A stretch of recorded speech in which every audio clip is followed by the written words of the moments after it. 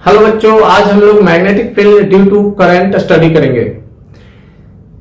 जैसा कि हम जानते हैं, जब किसी वायर से करंट फ्लो करता है तो उसके चारों तरफ मैग्नेटिक फील्ड प्रोड्यूस होता है। तो उस मैग्नेटिक फील्ड का डायरेक्शन क्या होगा और मैग्नेटिक फील्ड का मैग्नीट्यूड क्या होगा, हम कैसे फाइंड आउट करेंगे, इसके बारे में हम पढ़ते हैं। मान लेते हैं ये कंडक्टर है, इसमें करंट आई फ्लो कर रहा है इस डायरेक्शन में, एंड इस कंडक्टर के कारण इस पॉइंट पे हमें मैग्नेटिक फील्ड फाइंड आउट करना है, जो कि आर डिस्टेंस पे है। यहां से इसका डिस्टेंस आर है, इसको पोजीशन वेक्टर कह सकते हैं हम।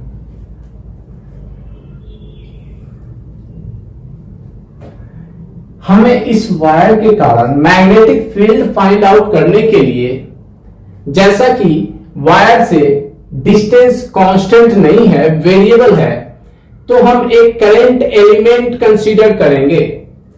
मान लेते हैं यहां पे एक करंट एलिमेंट है डीएल। करंट एलिमेंट का डायरेक्शन ऑलवेज करंट के डायरेक्शन में होता है। डीएल और डीएल करंट एलिमेंट से पॉइंट पी का डिस्टेंस आर है, तो डीएल का डायरेक्शन ये हो गया, this is the DL and this is the R vector. ठीक है, अब एक लॉ है हमारे पास, बायो-सेवर्ट लॉ।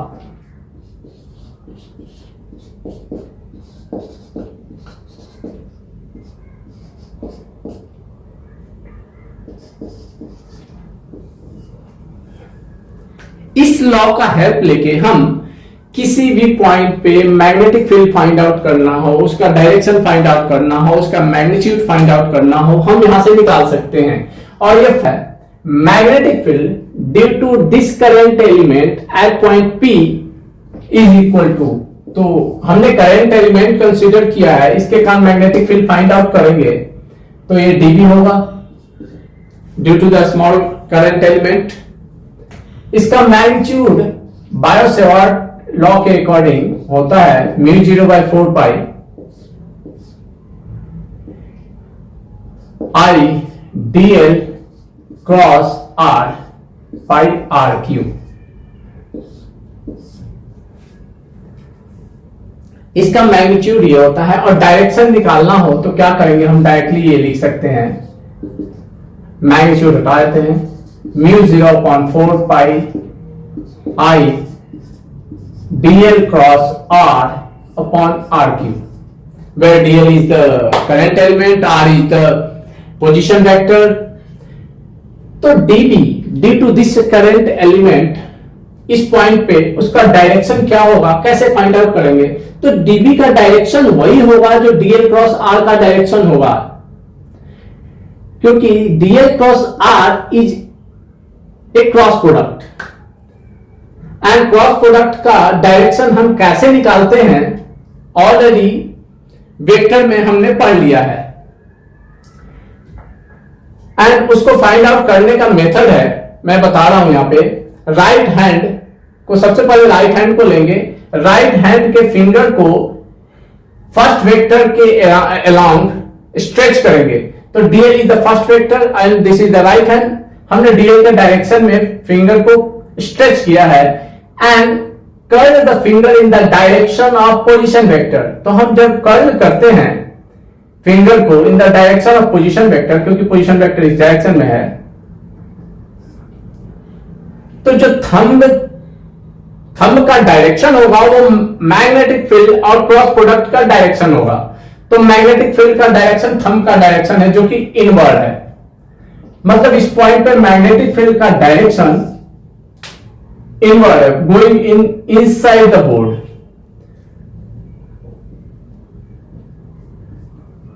तो हम बायो-सेवर्ट लॉ का हेल्प लेके हम मैग्नेटिक फील्ड का डायरेक्शन और मैग्नेटिक फील्ड का मैग्नीट्यूड इस फॉर्मूला से निकाल सकते हैं। इसका एक एग्जांपल लेते हैं। मान लेते हैं हमारे पास एक वायर है, स्ट्रेट वायर है। स्ट्रेट वायर के कारण हमें इस पॉइंट पे P पे मैग्नेटिक फील्ड फाइंड आउट करनी है, जो कि इस स्ट्रेट वायर से d डिस्टेंस पे है। तो इस पॉइंट पे मैग्नेटिक फील्ड फाइंड आउट करने के लिए, और इस वायर में करंट I फ्लो कर रहा है, हमें जो है ना एक पोजीशन, ये परपेंडिकुलर है, वो इधर परपेंडिकुलर, हमें करंट एलिमेंट कंसीडर करना पड़ेगा। करंट एलिमेंट कंसीडर किया हमने यहां पे DL, ओके, एंड DL से इसका पोजीशन वेक्टर हमें देखना पड़ेगा। ओ सॉरी, हमने बना दिया, थोड़ा सा आगे कर देता हूं, पिक्चर खराब हो गया। ये पोजीशन वेक्टर है R, DL का डायरेक्शन अपवर्ड डायरेक्शन में एंड R का डायरेक्शन इस डायरेक्शन में।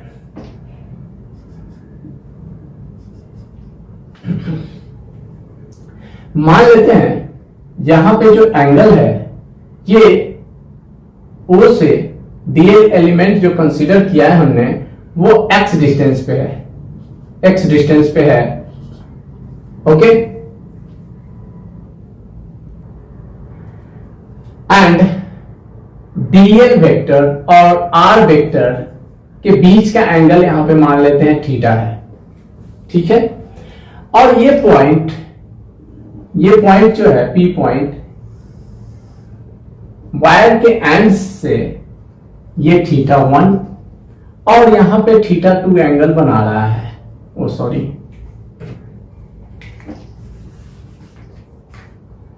इस पॉइंट पे θ2 एंगल बन रहा है। तो हम θ2 एंगल क्या लेंगे, हमारा जो है ना DL जो करंट एलिमेंट है, करंट इस डायरेक्शन में जाएगा, तो हमने अगर DL कंसीडर किया इस पॉइंट पे, तो हमें जब इंटीग्रेशन करेंगे तो इस पॉइंट पे इंटीग्रेशन करेंगे, डिफरेंट पॉइंट पे इंटीग्रेशन करेंगे DL वेक्टर लेके, तो DL और पोजीशन वेक्टर का डायरेक्शन यहां पे तो एंगल बिटवीन टू वेक्टर से हो गया, टेल और टेल से मिला दिया। तो यहां पे क्या होगा, DL का डायरेक्शन इस पॉइंट पे अपवर्ड डायरेक्शन में होगा, यहां पे होगा, ये होगा DL का डायरेक्शन जब ये पॉइंट कंसीडर करेंगे तो, और ये है पोजीशन वेक्टर, तो ये एंगल θ2 है। इस एज पे θ1 एंगल बना रहा है एंड इस एज पे θ2 एंगल बना रहा है। हमने करंट एलिमेंट जैसा लिया है, तो according to the Biot Savart law, जब हम small magnetic field find out करेंगे due to this current element, तो μ0/4π लिख सकते हैं, और I dl cross R divided by R3। तो हम इसका पहले ओनली मैग्नीट्यूड फाइंड आउट करते हैं, डायरेक्शन हम निकालेंगे बाद में। तो यहां पे कर सकते हैं μ0/4π, sorry μ0/4π I dl cross R, dl and cross R। तो हम लिख सकते हैं dl क्रॉस R को dl R sin theta, dl R sin theta, where theta is the angle between the vector dl and R, and this is R cube। यहां से R और R cancel हो जाएंगे, तो ये आ जाएगा μ0/4π I dl sin theta upon R square. अब हम क्या करेंगे, वही थीटा के फॉर्म में कन्वर्ट करते हैं, एंड बाकी सब कांस्टेंट के फॉर्म में होगा, तो हम इंटीग्रेशन इजीली कर सकते हैं। देखते हैं यहां पे आगे, ये O था एंड ये P था एंड ये Q मान लेते हैं, ओके। इस ट्रायंगल में ये D है और ये X है, तो ये थीटा है, तो ये एंगल कितना हो जाएगा 180 माइनस थीटा। तो हम अगर कंसीडर करें यहाँ पे x डिस्टेंस पे लिया है तो यहाँ पे कंसीडर, और डीएल एलिमेंट तो ठीक है ओके। इस OPQ ट्रायंगल OPQ में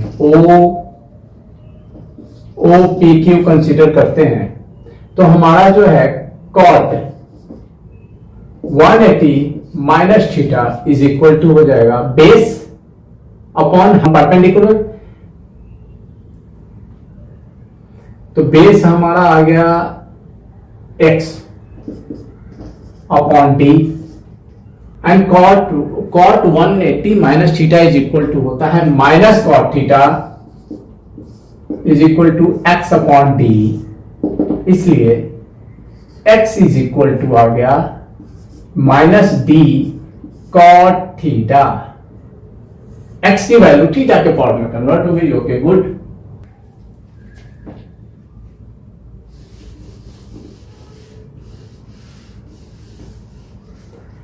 अब हम क्या करेंगे, इसको डिफ्रेंशिएट करेंगे। यहां पे ये स्मॉल लेंथ भी कंसीडर कर सकते थे, l की जगह पे,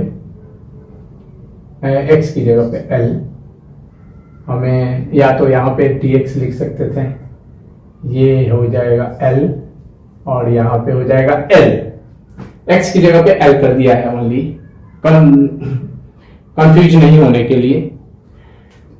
तो अब हम अगर dl को डिफरेंशिएट करेंगे विथ रिस्पेक्ट टू थीटा, क्योंकि dl वैरी कर रहा है, तो dl upon d theta is equal to minus d cosec square theta.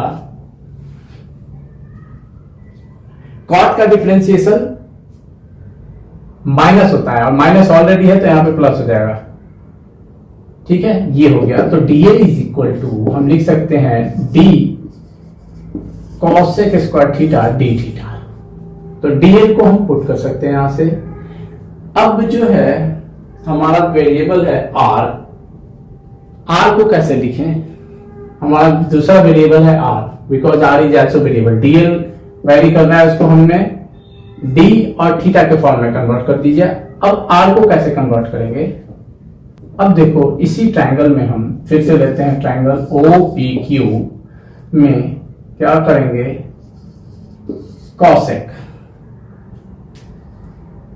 Cosec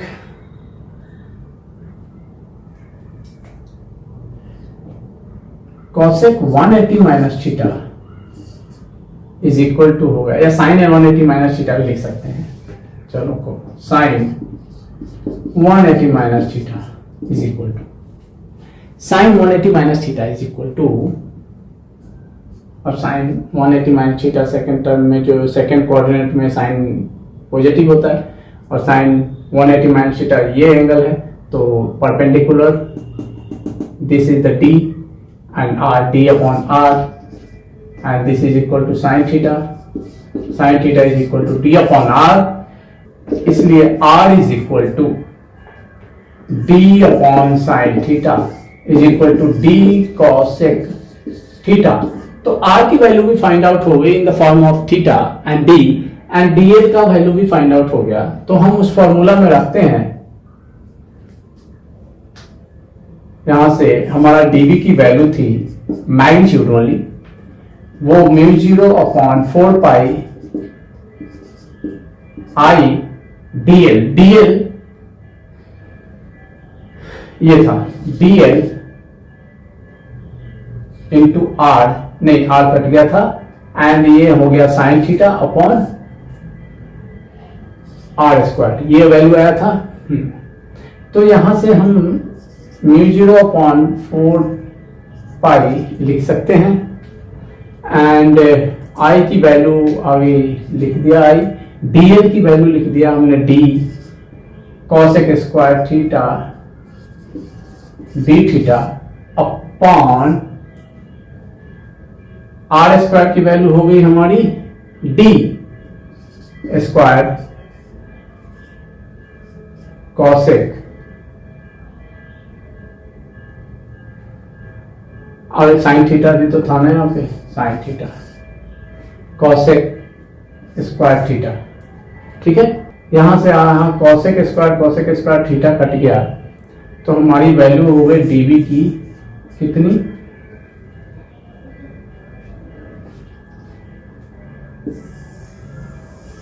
dV की वैल्यू हो गई μ0/4 I, एंड d से d कैंसल, एक I/d sine theta d theta. Okay good. अब जब हम इसे इंटीग्रेट करेंगे तो magnetic field due to the wire find out हो जाएगा, उसका मैग्नीट्यूड फाइंड आउट हो जाएगा और डायरेक्शन हम निकालेंगे अभी। तो dV की वैल्यू आ गई जैसे कि हमारी μ0/4 I/d sin theta into D theta. This very easy integration. इसको हमने इंटीग्रेट किया, जब magnetic field total find out करना होगा तो dV का इंटीग्रेशन, एंड dV का इंटीग्रेशन मींस हमारा कांस्टेंट टर्म कौन सा है, μ0/4 this is constant, I is also constant, d is also constant because the distance, perpendicular distance of P from this point is constant. Perpendicular distance from the wire is constant. This is d. Sine theta का integration कितना होता है, sine theta का integration minus cos theta होता है, because cos theta का differentiation minus sine theta होता है, इस रीजन से। तो साइन थीटा का integration minus cos theta. But यहां पे इंटीग्रेशन के लिए हमें एक स्टेप और चलना चाहिए थोड़ा। यहां साइन थीटा और डी थीटा। अब इंटीग्रेशन कहां से कहां तक करेंगे हम, this is very important. Theta कहां से कहां वैरी कर रहा है, तो थीटा की वैल्यू हमने ये लिया था करंट एलिमेंट के लिए, डीएल स्मॉल करंट एलिमेंट के लिए। तो करंट एलिमेंट कहां से कहां वैरी कर रहा है, करंट एलिमेंट इस यहां से ले सकते हैं, यहां का भी ले सकते हैं, यहां का ले सकते हैं, यहां का ले सकते हैं, सबको ऐड करेंगे तभी तो total magnetic field at this point find out होगा। तो थीटा की वैल्यू मतलब कि थीटा कहां से कहां तक वैरी कर रहा है, थीटा यहां से लेके यहां तक वैरी कर रहा है। हम ये एंगल नहीं लेंगे because this is not the angle between dl vector and the position vector at this point. At this point, the angle between dl vector and the position vector is this angle. तो यहां पे क्या हो जाएगा, θ1 से θ2 का variation हो रहा है। अब हमारे लिए इजी हो गया ये काम, μ0/4 I/d एंड इसका इंटीग्रेशन हमें जानते हैं क्या होता है, cos थीटा नहीं माइनस cos थीटा, एंड यहां से θ1 और θ2 आ गया, हम पुट करेंगे।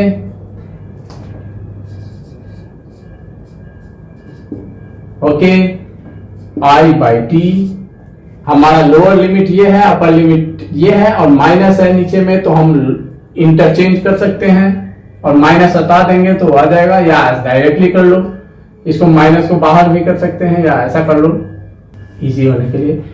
चेंज कर देते हैं लोअर लिमिट और अपर लिमिट। तो यहाँ पे cos थीटा अगर लिखते हैं हम तो ये θ2 हो जाएगा और θ1 हो जाएगा। लोअर लिमिट ये था, ठीक है, μ0/4 I/d cos θ1 minus cos θ2। Okay, तो क्या है कि अगर हमारा जो है θ1 और θ2 पता होगा तो हम मैग्नेटिक फील्ड किसी वायर से किसी पॉइंट पे फाइंड आउट कर सकते हैं। इस formula, this is very important formula. क्या आया हमारा फॉर्मूला मैग्नेटिक फील्ड का, due to the wire, this wire, ये पी पॉइंट पे निकालना था जो कि perpendicular distance from the straight wire is d है। ये इस एंगल, यहाँ पे एंगल बना रहा है θ1 और यहाँ पे बना रहा है θ2, ये एंगल θ2 है। Okay, and correct I value इस डायरेक्शन में, आई फ्लो कर रहा है इस डायरेक्शन में, एंड इसका जो लेंथ है वो टोटल L है।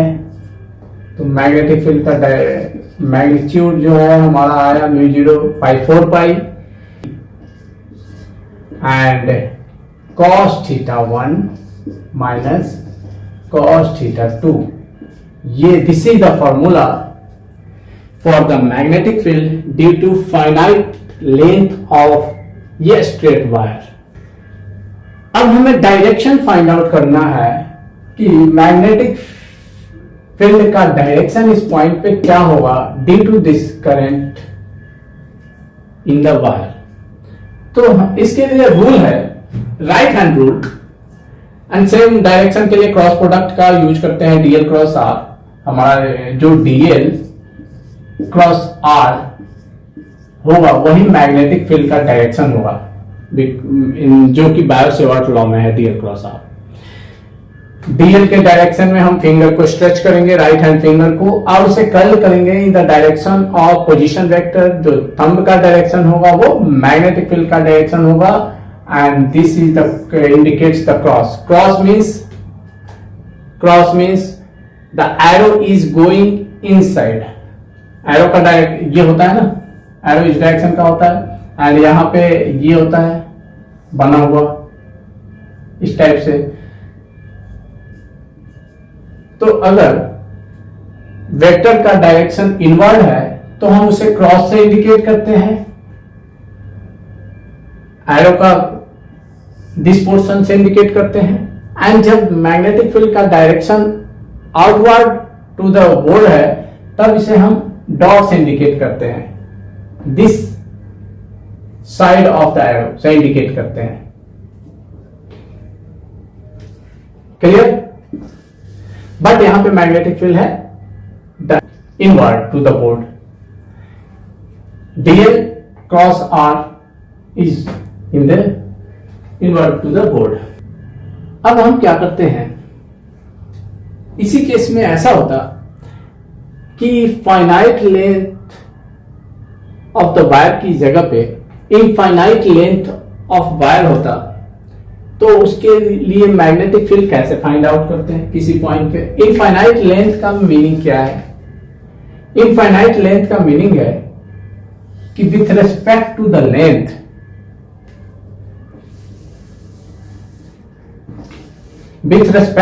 लेंथ हमारा जो डिस्टेंस है, परपेंडिकुलर डिस्टेंस जो हमें लेना है, मैग्नेटिक फील्ड जो फाइंड आउट करना है हमें इस पॉइंट पे जो कि डी डिस्टेंस पे है, और इस एल लेंथ के रेस्पेक्ट में वेरी वेरी वेरी स्मॉल है, d is very very small than l. उस केस में क्या होता है कि जो लेंथ है उसको इनफाइनाइट कंसीडर किया जाता है with respect to the d distance where the magnetic field you have to find. तो इसके लिए हमें इस पॉइंट पे मैग्नेटिक फील्ड फाइंड आउट करना है, तो ये वायर जो है इस पॉइंट के लिए इनफाइनाइट लेंथ का कंसीडर किया जाएगा। इनफाइनाइट लेंथ देखो निकालते हैं, इस फॉर्मूला से हम magnetic field due to infinite length at this point find out करेंगे। अब ये पॉइंट है, तो ये पॉइंट इस एज के साथ कितना एंगल बना रहा होगा हमने यहां पे दिखा रखा है, बट अगर लेंथ जो है वायर का वेरी वेरी लार्ज हो with respect to the distance of the point where the magnetic field we have to find, तो ये जो एंगल है थीटा वन जो एंगल है वो क्या होगा? इन दोनों के बीच का एंगल 0 डिग्री होगा, क्योंकि इस पॉइंट और यहां पोजीशन वेक्टर का बीच का एंगल जितना ही लेंथ बड़ा होगा वो अप्रोक्सीमेटली 0 डिग्री के बराबर होगा। इनफाइनाइटली लॉन्ग लेंथ वायर के लिए हम थीटा 1 की वैल्यू 0 डिग्री लेंगे। सिमिलरली थीटा 2 अगर कंसीडर करें तो थीटा 2 कितना होगा? थीटा 2 ये एंगल, मतलब ये वाली एंगल, ये काफी, ये एंगल कितना होगा?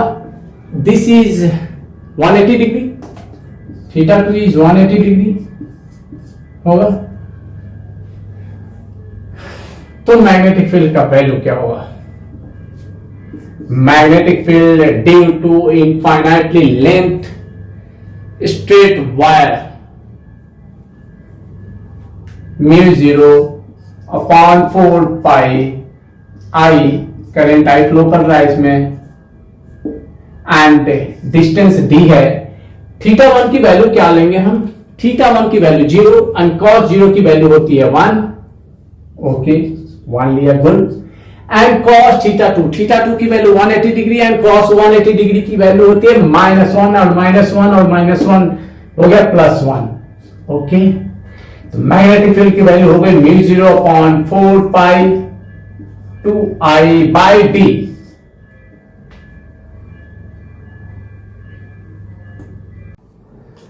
तो मैग्नेटिक फील्ड की वैल्यू आ गई हमारी, यहां से 2 से 2 कैंसिल हो जाएगा, μ0 upon 2 pi I by D.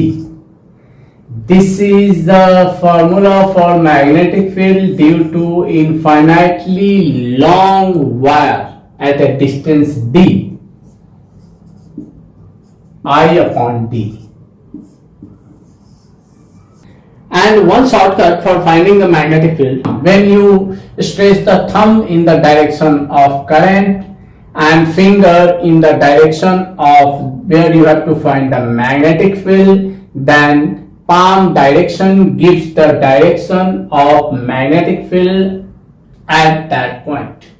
For example, for this point, the magnetic field is thumb direction is upward because current is in this direction, and where we have to find the magnetic field in this direction, the finger is stretched in this direction, then the palm direction is inward. The magnetic field at this point is this one, in this direction, inward to the board. When you have to find the magnetic field at this point, then stretch the thumb of the right hand in the direction of this, and we have to find the magnetic field in this direction with respect to this one. Then the direction of the finger is in this direction, then the direction of the palm gives the direction of the magnetic field at this point.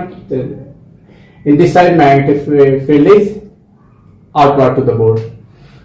Due to the long straight wire, or due to the wire, this point is magnetic field inward and at this point is outward.